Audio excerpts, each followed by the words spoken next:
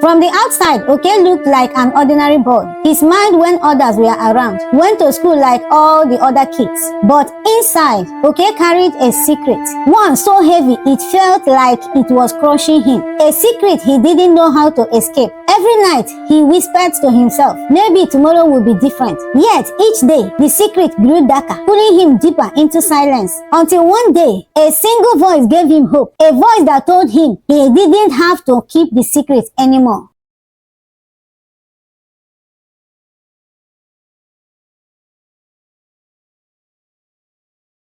Okey was just like any other boy in his class. He loved playing soccer with his friends and drawing pictures in the art class. But lately, something had changed. As the days passed, Okey became quieter and more withdrawn. He no longer laughed at jokes or joined his friends during recess. Even his teacher, Mrs. Okey, noticed that something was wrong. She wanted to help but didn't know how. Okey wasn't saying anything. One afternoon, as the children ran out to play, Mrs. Okey watched Okey sitting by himself on a bench. He didn't seem interested in playing, not even when his best friend called out to him. She knew this wasn't normal, but without knowing what was troubling him, she felt helpless. Okey had a secret, a very painful one. Every time he thought about it, his heart would pound and his stomach would twist into knots. His grandmother, whom he had once loved visiting, had been doing things that made him feel scared and confused. She would carry him on her lap and play with his bola. She would hold him tight to stop him from breaking away. Often, she would use her mouth. She told him that these things were their little secrets. Okey didn't want it to be a secret anymore. But every time he tried to talk about it, fear gripped him. What if no one believed him? What if they thought he was lying against her? At home, he would drop hints to his parents. I don't want to go to grandma's house anymore, he would say.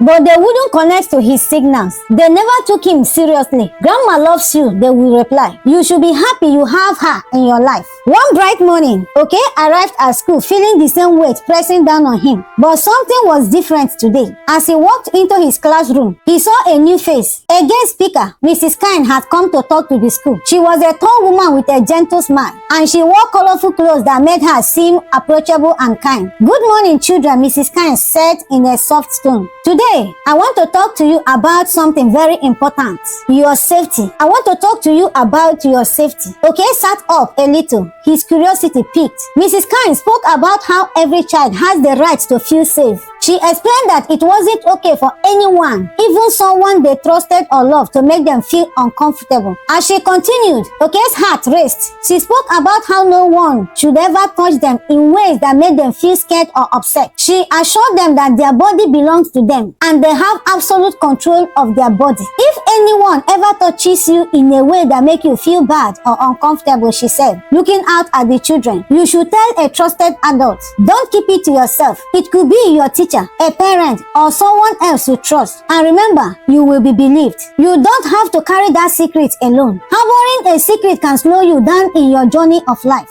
It will make you develop low self-esteem and poor life performances. Don't ever keep such secrets. The word secret hit Okey hard. His grandmother's voice echoed in his mind, repeating over and over again, this is our little secret. But now, for the first time, Okey heard someone say that keeping such a secret was wrong. It wasn't his fault. He didn't have to continue carrying this alone. After Mrs. Kine's talk, the children were dismissed for recess. But Okey didn't move from his seat. He sat still, staring at his desk as his heart pounded in his chest. He wanted to tell someone, yes, he needed to, but the fear of what might happen next kept him frozen. Mrs. Okey noticed him sitting alone, came over. Okey, what's up? What are you thinking about? What's bothering you? Do you want to talk? Placing a hand on his shoulder, Okey's body shook as he tried to find his voice. The secret was heavy, but maybe it was time to let it go. Mrs. Kine's words repeated in his mind, we will believe you. You will be believed. With a trembling voice, Okey whispered, I don't want to go to grandma's house anymore. Mrs. Okey's face softened, her